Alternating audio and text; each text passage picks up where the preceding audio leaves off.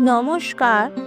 আজ আমরা জানব এক গভীর অর্থপূর্ণ পৌরাণিক কাহিনী।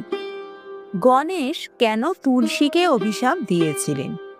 এই গল্প শুধু একটি অভিশাপের কাহিনী নয়, অহংকার, ক্রোধ ও সংযমের একটি প্রকৃত শিক্ষা। পৌরাণিক কাহিনী অনুযায়ী একসময় গঙ্গা নদীর তীরে তপস্যা করছিলেন সিদ্ধিদাতা গণেশ। এমন সময় ধর্মরাজের কন্যা তুলসী বিবাহ করার ইচ্ছা নিয়ে তীর্থযাত্রায় বেরোলেন। সমস্ত তীর্থক্ষেত্র ভ্রমণ করে গঙ্গা তীরে উপস্থিত হলেন দেবী তুলসী। সেখানে তিনি গণেশকে তপস্যায় মগ্ন অবস্থায় দেখলেন। এই সময় গণেশ একটি রত্নখচিত সিংহাসনে বসেছিলেন। তার সমস্ত শরীরে সুগন্ধিত চন্দন লাগানো ছিল। তার গলায় পারিজাত ফুলের মালা এবং স্বর্ণমণি রত্নের মালা সুন্দর করে শোভা পাচ্ছিল।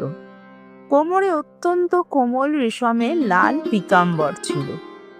গণেশের রূপ দেখে তিনি এতটাই মুগ্ধ হলেন যে মনে মনে সিদ্ধান্ত নিলেন, এই দেবতাকেই আমি আমার স্বামী করব। তিনি সরাসরি গণেশকে বিবাহের প্রস্তাব দিলেন। কিন্তু গণেশ বললেন, আমি ব্রহ্মচারী, বিবাহ আমি করব না। এই প্রত্যাখ্যান তুলসী দেবী সহ্য করতে পারলেন না। রাগ ও অপমানে তিনি ক্রুদ্ধ হয়ে গণেশকে অভিশাপ দিলেন।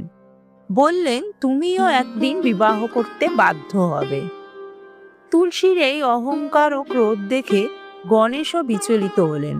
তিনিও পাল্টা অভিশাপ দিলেন তুলসীকে। আজ থেকে তুমি আমার পূজায় অগ্রহণীয় হবে। আমাকে পুজো করতে গেলে তুলসী ব্যবহার করা যাবে না। এই অভিশাপের ফলে আজও গণেশ পূজায় তুলসী দেয়া নিষিদ্ধ।